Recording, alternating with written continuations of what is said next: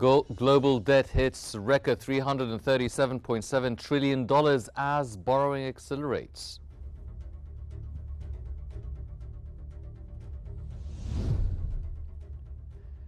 U.S. second quarter GDP growth revised up to 3.8%.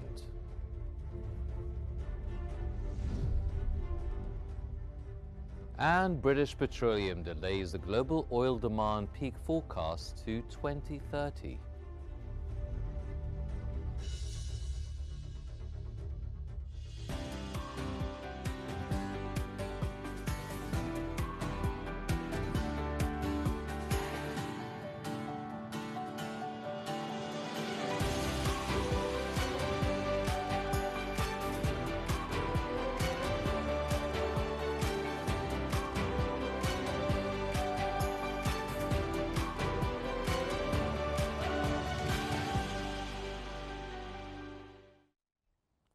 You're watching Q News and this is the Economic Bulletin. I'm Henny Saif and we'll start off with the global economy as the European Bank of Reconstruction and Development has increased its 2025 growth forecast for emerging economies to 3.1%, marking its first upward revision in over a year. However, the bank warned that tariffs, rising debt and ongoing conflicts threaten the 2026 growth. The report highlighted a growing divergence between slower-growing European emerging economies and faster-expanding regions like Central Asia and Africa. Inflation across the region averaged 6.4% in July 2025, well above expectations. Ukraine's growth forecast was cut again due to the ongoing war, while Russia faces potential stagflation from high inflation and slowing growth.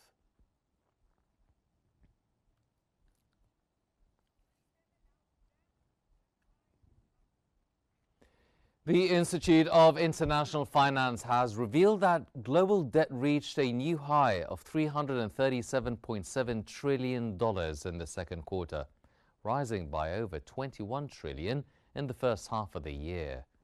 The surge was driven by easier financial conditions and a weaker US dollar, while the global debt-to-GDP ratio eased slightly. Emerging markets saw their ratio hit a record 242.4%. The IIF warned of fiscal strains in several major economies and highlighted nearly $3.2 trillion in upcoming bond repayments in emerging markets. The report also noted concerns over rising short-term borrowing in the US, which could pressure central banks to keep rates low.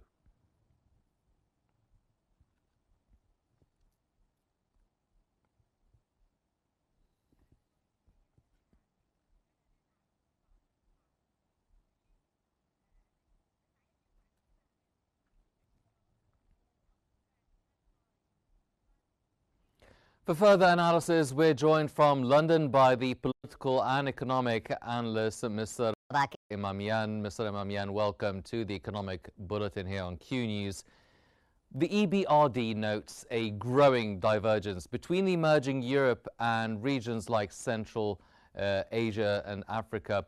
What are the structural factors that are driving this two-speed recovery? Is this divergence likely to persist? Thank you for your question. When we refer to emerging economies, we are, in a simpler language, we are talking about a startup. And anything with a startup could happen. They have their own cycles. They have their own cycle of growth and then decline and growth again. So it's not possible, and nobody could say what is happening exactly. All we know, it's positive right now that all regions you mentioned are growing. Even in mature economies with changing technologies, there's a disruption in the cycles. So it is very difficult to actually precisely say what is the cause of it. And if even you define the cause and find the cause, it doesn't mean it'll be relevant in 6 months' time because everything could change. But the good news is the growth is over 3%. Having said that, for startup or for emerging economies, that is low. It should be around 6 to 8%. Well, considering all these variables and given the warnings about tariffs, debt, and conflict, how credible then is the 2026 growth outlook? Which of these three factors poses the most significant risk? Well, let's go on. If you mention tariffs, we are talking about re-globalization, and that is what President Trump is doing. He's addressing the excesses of globalization that started in 91, 92, that we learned that globalization meant for over 25 years, all the jobs going to China.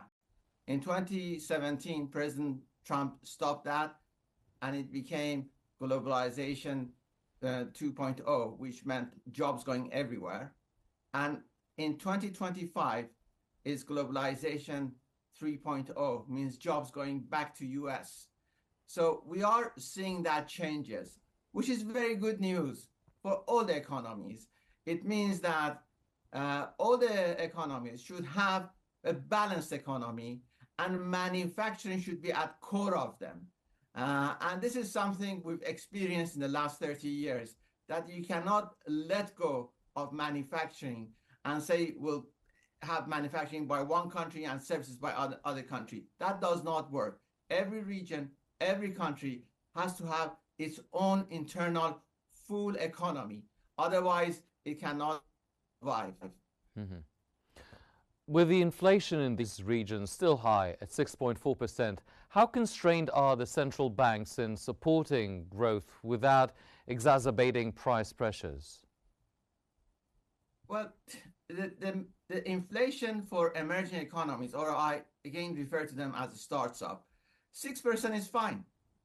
Similarly, when we talk about growth of 6 to 8%, this idea of 2% inflation target, that's for mature economies, mostly G7 and maybe G10 or G12.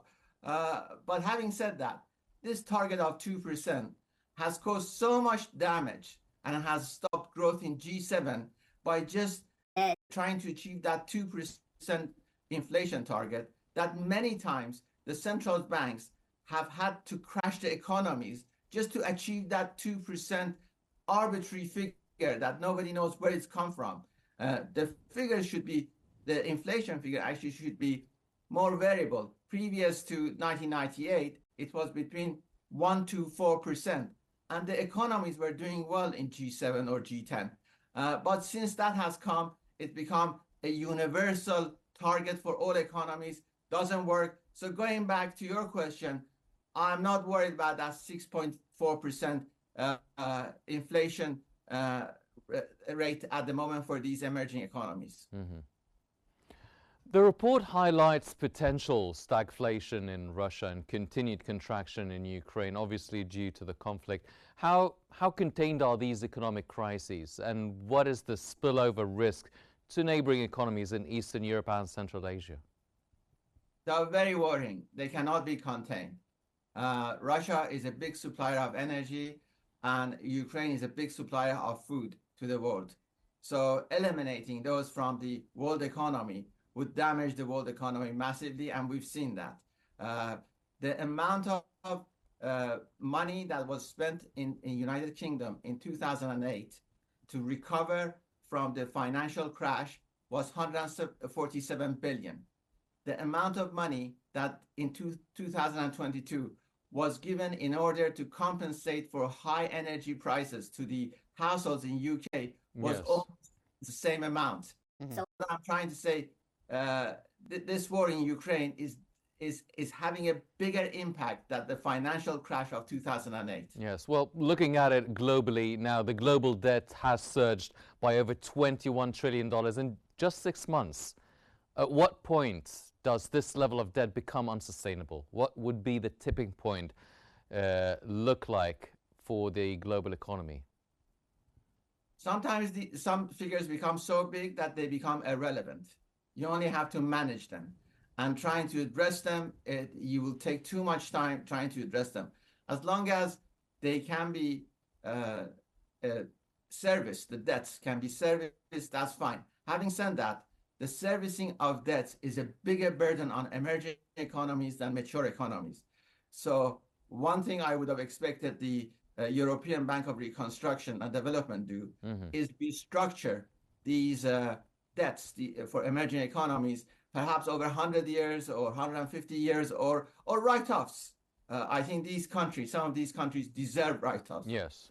And that has, and I wished in United Nations, instead of discussing so many other things, the write-off for emerging economies would have been discussed more than any other topic. From London, that was the political and economic analyst, Mr. Babak Emamian. Mr. Emamian, thank you very much, sir, for your insights. Ladies and gentlemen, now we head to the White House, where U.S. President Donald Trump welcomes the Turkish President Recep Tayyip Erdogan. Most of it to Ukraine, but they're buying highly sophisticated weaponry, and they're paying for it full price, and that's how we're involved. Biden gave $350 billion. Look, this war would have never started if I were president. If I were president, this war would never be happened. Would have never happened. Yeah. Mr. President, I would like to ask about Gaza. Are you on the same page, Mr. Erdogan, for Palestine, Israel? Well, I don't know his stance. I can't tell you about that. I just say that we want to get Gaza over with. I had a great meeting with the leaders of that area, of that region, generally speaking, the Middle East. We had a great meeting the other day at UNGA, as you know, and I think we're close to getting some kind of a deal done. Yeah, we want to get the hostages back. I have to get the hostages back. We're the ones that got the hostages, all of them that we have now. But it looks like there are 20 living hostages and probably 38 or so dead hostages. Pretty sad. And the parents of those dead souls, those dead, mostly men, boys, in many cases like literally boys, they want those bodies back so badly, as much as though they were alive. And so we had a very good meeting with the representatives of the most powerful countries in the Middle East, and I think we're going to be close to a deal.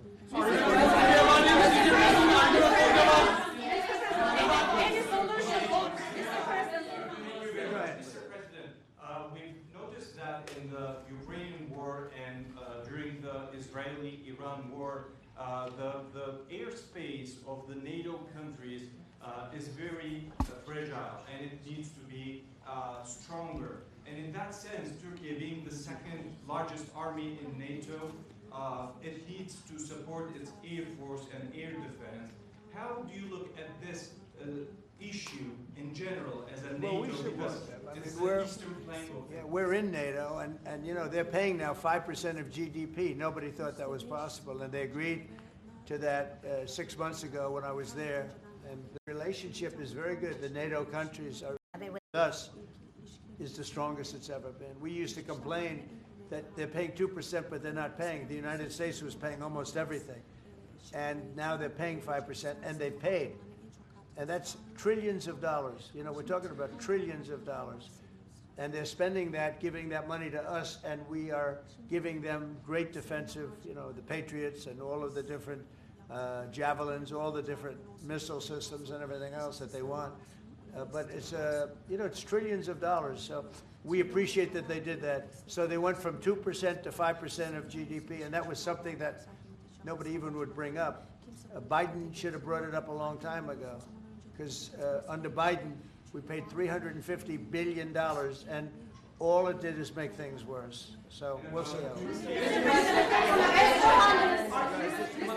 F-35s to Turkey, fighter jets, F-35s. Yeah, we're talking about the fighter jets for Turkey. Yes, we are. Are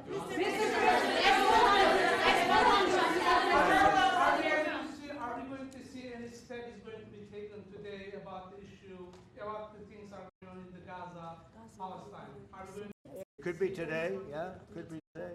We have a very strong dialogue going on with Saudi Arabia, with, I would say, you have 4 or 5 real leaders that are being good. As you know, I met with Qatar, Saudi Arabia, UAE. We met with Jordan. The King of Jordan was there. We had a really great meeting. I think a lot was determined at that meeting. And I have to meet with Israel and I have to do that also. They know what I want, and I think we can get that one done. I hope we can get it done. A lot of people are dying. But we want the hostages back. We don't want them back, one this week, one in 2 months from now, 3 later, and like the way it's been going. We got them all back. We got a lot of them back. We got the American Alexander. We got the American hostages back. But we have now 20 plus 38 bodies, dead bodies, and we want them back. We want them back at one time.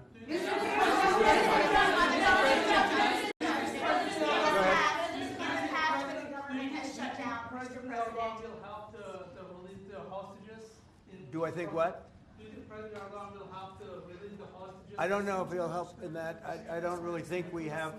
I don't think it'll be necessary in this case. I think we're going to be in a pretty good position. There are a lot of people that want that done. I met with great leaders. Look, you saw the people that were there, and great leaders. Egypt was also represented. We met with the leaders of that part of the world, and they want to see if they can get something done. And I'm going to have to tell Israel, let's go. We want to get the hostages back. Everybody wants to see that war over with, by the way. Everybody. So we're going to see what happens. Mr.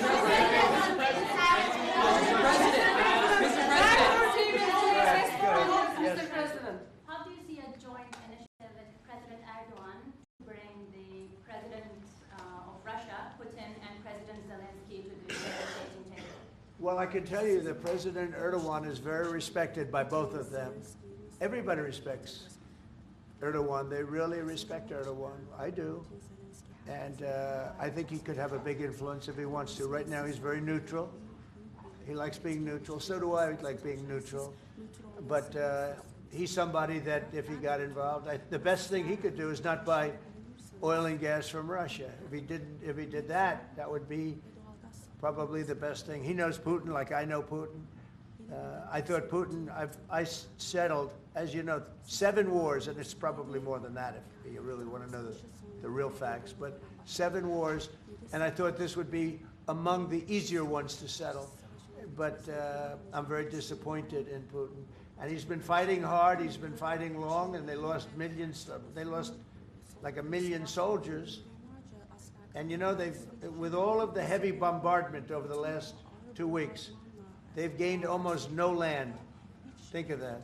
They've gained almost no land. And I'm not going to ever call anybody a paper tiger.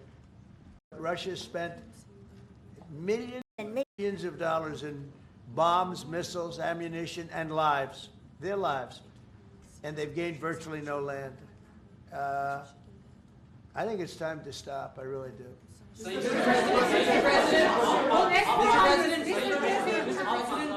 few months ago, you met with Aliyev and Pashinyan. Can you follow up? So where? You met with Aliyev and Pashinyan, Azerbaijan President Aliyev and Pashinyan. Can you follow up on what you want to say about current process? No, I can't. I Mr. I like this guy. I like him. He's from CNN. Fake news, the worst fake news, but I like him. So it's CNN Turkey. I'll get Brian. Go. Syria has been a major issue between the two countries for the past decade. And you said the future to Syria is in Erdogan's hands back in, I think, December and January. And the countries are in the process of integrating little fractures into the main government. When do you want to see that happen?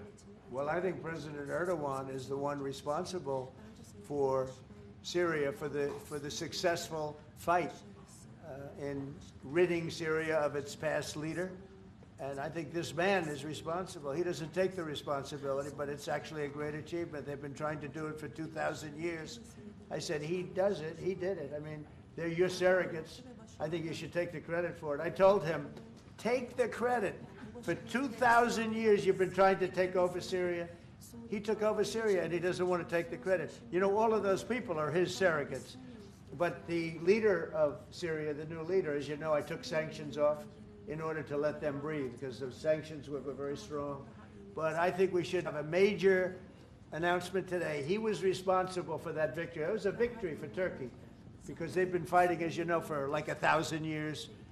And it never went, it was back and forth, but he's responsible for that. So he would have a lot to say with respect to Syria. But at his request, I took, and the request also of the King of Saudi Arabia, it's very interesting, and Qatar, they said if you could take the sanctions. We had very strong sanctions. They couldn't have lived with those sanctions, and I took them off to give them a chance to breathe. But the president was one of the people that was responsible for that. He asked me to do it. I did it.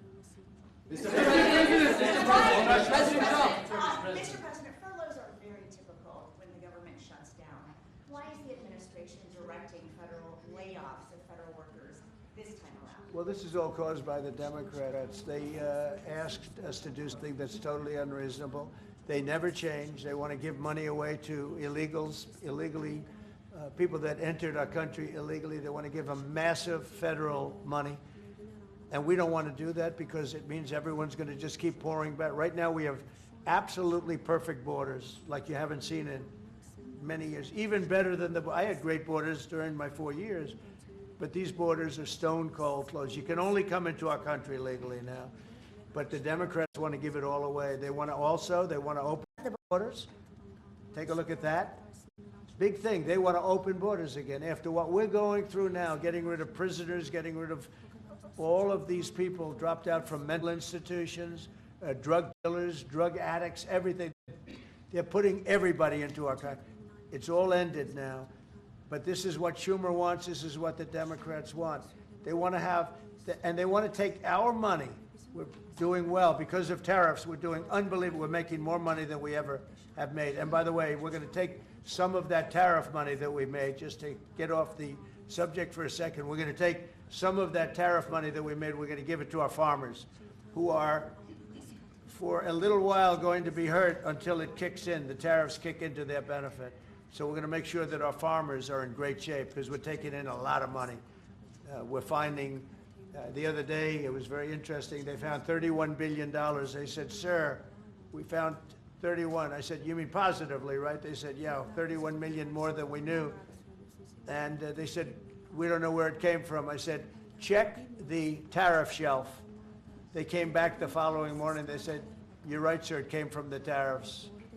We've never seen anything like this. So what we're going to be doing is we're going to be taking some money from all of the tariff money that we've taken, and we're going to distribute it to our farmers until the tariffs kick into their benefit, which ultimately the farmers are going to be making a fortune. But it's a process of, it has to kick in. All right, maybe one more.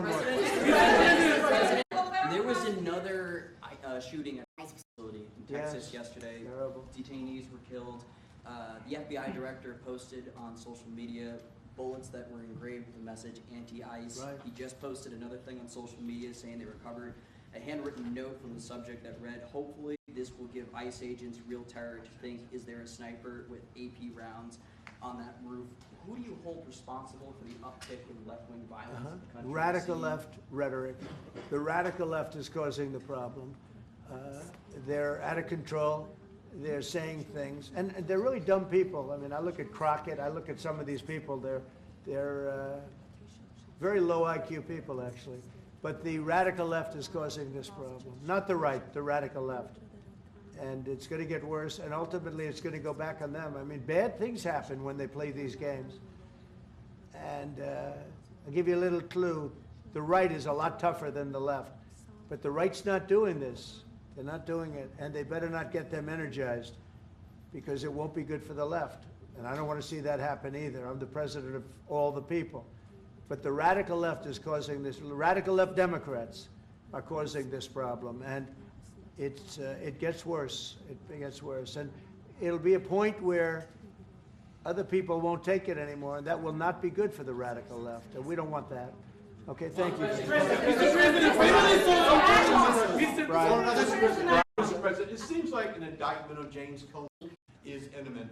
Would this be the first step in accountability for pushing the hoax of Russia, Russia, Russia, along with Barack Obama involved as well? Well, I can't tell you what's going to happen because I don't know. You have very professional people headed up by the Attorney General, and Todd Blanche, and Lindsay Halligan, who's very smart, good lawyer, very good lawyer. They're going to make a determination. I'm not making that determination. I think I'd be allowed to get involved if I want, but I don't really choose to do so. I can only say that Comey's a bad person. He's a sick person. I think he's a sick guy, actually. He did terrible things at the FBI. And, but I don't know. I have no idea what's going to happen. Thank you very much, everyone.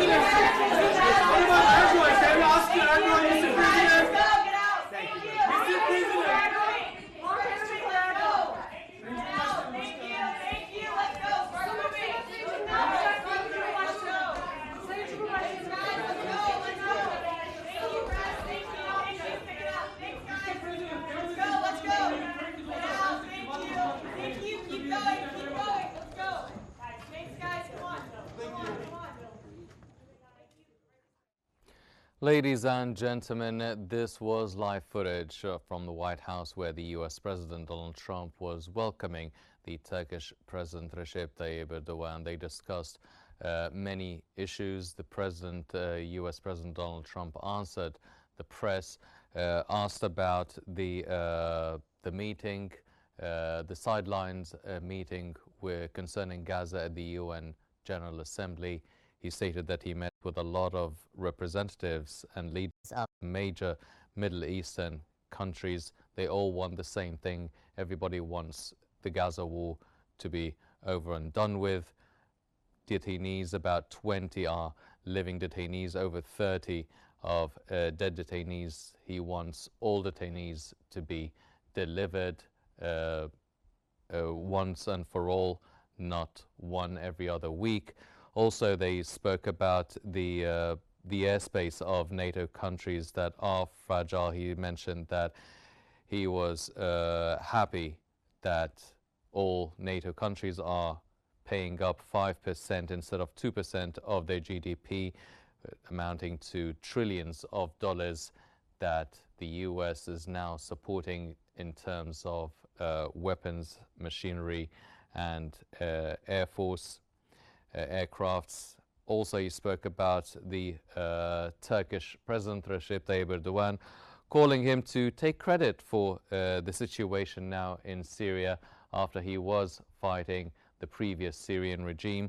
Also spoke about trying to convince Turkey not to buy oil and gas from Russia. President Trump is very disappointed in Putin, and hopefully he would be able to apply more pressure on Russia by not forcing or influencing the Turkish president not to buy oil and gas from Russia.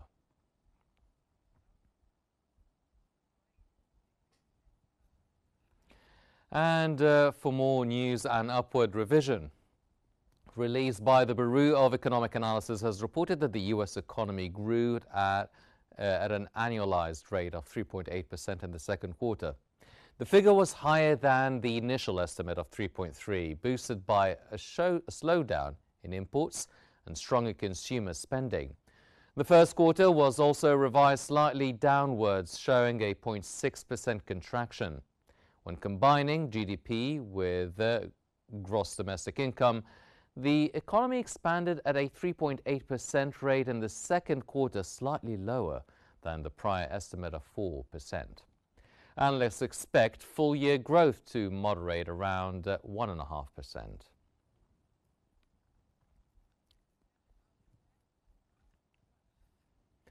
British Petroleum has revised its global oil demand outlook, now projecting a peak in 2030, 5 years later than previously forecast. The energy giant cited slower progress in energy efficiency and emissions reductions as key factors. Under its current trajectory scenario, BP expects oil demand to reach 103.4 million barrels a day by 2030 before declining. The update reflects growing industry skepticism about the pace of the global energy transition.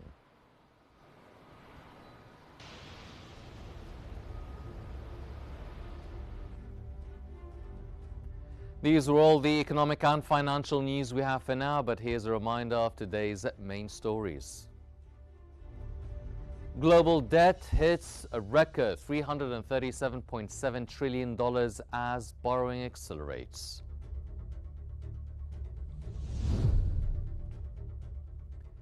The U.S. second quarter GDP growth is revised up to 3.8%.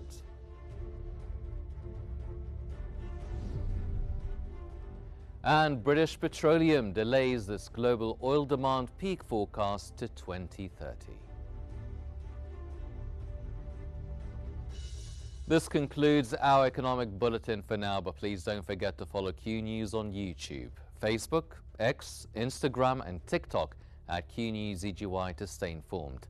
Thank you for watching and stay tuned for more updates here on Q News.